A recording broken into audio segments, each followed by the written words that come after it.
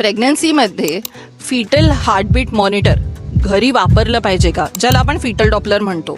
Basically हे लक्षात ठेवा की फिटल हार्टबीट मॉनिटर किंवा फिटल डॉपलर हे कुणीही घरी मॉनिटर करण्यासाठी अलाउड नाही आहे. याच्यासाठी डॉक्टरांना स्पेशल ट्रेनिंग असते. डॉक्टरांना हे माहिती असतं की कुठल्या वेळेला बाळाचे हार्टबीट कुठे मिळू शकतात. दुसरी गोष्ट, याने फॉल्स रिएश्युरन्स मिळतो की तुम्ही त्या मोमेंटला बघता त्यावेळेला हार्टबीट चांगली असते, पण बाकीच्या सगळ्या गोष्टी न बघता जर फक्त फिटल हार्टवर भरोसा राहिला तर आपल्याला तो फॉल्स रिएश्युरन्स होतो. It can create panic alarm also. म्हणजे एखाद्या वेळेला बाळाने पोझिशन चेंज केली आणि बाळाची हार्टबीट तुम्हाला मिळाली नाही तर अशा परिस्थितीमुळे अननेसेसरी पॅनिक क्रिएट होऊ शकतं.